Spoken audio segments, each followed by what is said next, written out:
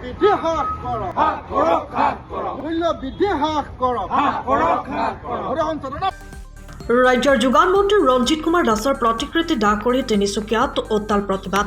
সদৌ তিনিচুকীয়া জিলা ছাত্ৰ সন্থাই তিনিচুকীয়া কলেজ তিনিআলিত মন্ত্ৰী ৰঞ্জিত কুমাৰ দাসৰ প্ৰতিকৃতি দাহ কৰি তীব্ৰ প্ৰতিবাদ সাব্যস্ত কৰে। অত্যাৱশ্যকীয় খাদ্য সামগ্ৰীৰ লগতে সকলো ধৰণৰ সামগ্ৰীৰ অত্যাধিক মূল্যবৃদ্ধিৰ প্ৰতিবাদত আছুৰ এই প্ৰতিবাদী কাৰ্যসূচী। মূল্যবৃদ্ধি নিয়ন্ত্ৰণ কৰাত ব্যৰ্থ মন্ত্ৰী ৰঞ্জিত কুমাৰ দাসৰ পদত্যাগ দাবী আছুৰ। চৰকাৰৰ বিৰুদ্ধে বিভিন্ন শ্লোগানেৰে অট্টাল প্ৰতিবাদ সাব্যস্ত কৰে আছুৱে।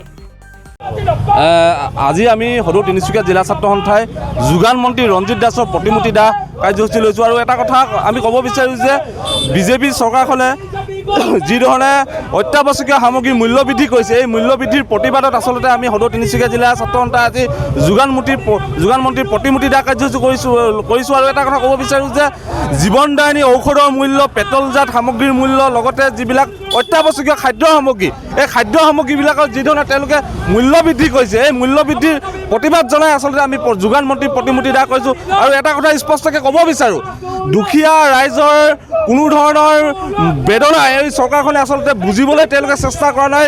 তেওঁলোকে আচলতে বনিয়াৰ চৰকাৰ, এই বনিয়াৰ চৰকাৰখনক আমি এটা কথা হিমন্ত বিশ্ব শৰ্মা আৰু যোগান মন্ত্ৰী ৰঞ্জিত দাসক ক'ব বিচাৰোঁ, তেওঁলোকে অতি শীঘ্ৰে যিবিলাক খাদ্য সামগ্ৰী, অত্যাৱশ্যকীয় খাদ্য সামগ্ৰী, জীৱনদায়িনী ঔষধৰ দাম, মূল্য, এইবিলাক মূল্য অতি শীঘ্ৰে হ্ৰাস কৰক।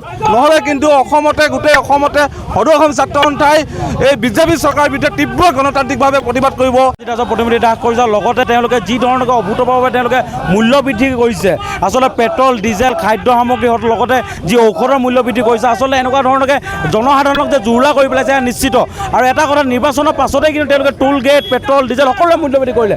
আচলতে এখন বুনিয়াৰ চৰকাৰ। আৰু তেওঁলোকে যি ভাবিছে মূল্য বৃদ্ধি কৰিছে, দুখীয়া শ্ৰেণীৰ ৰাইজক মাৰি তেওঁলোকক কেৱল হিতাধিকাৰী কৰি জীয়াই ৰাখিব, তেওঁলোকক 1200 টকা দি মাহে পুহি ৰাখিম বুলি যিটো পৰিকল্পনা কৰিছে, আচলতে ব্ৰিটিছৰ শাসনৰ দৰে বিজেপি চৰকাৰখনে কাম কাজ কৰিছে। আৰু ইতিমধ্যে নিৰ্বাচনৰ যি ইলেকশ্যনৰ ৰিজাল্ট, তাত বুজা গৈছে যে ৰাইজ হতাশ, তেওঁলোকৰ ক্ষোভিত। আৰু যদি তেওঁলোকে এনেধৰণে মূল্য বৃদ্ধি কৰি থাকে, 26ত এই হিমন্ত বিশ্ব শৰ্মা, ৰঞ্জিত দাস সকলোৱে নিজৰ গাদী হেৰাব। আৰু তেওঁলোকে বুজি পোৱাটো উচিত।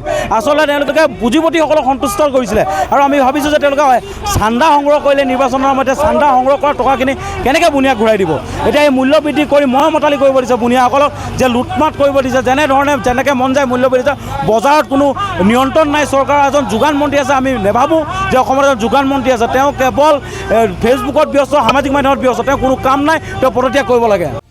সময়ৰ খবৰ সময়ত পাবলৈ ফ'ল' কৰক টাইম অফ আছাম।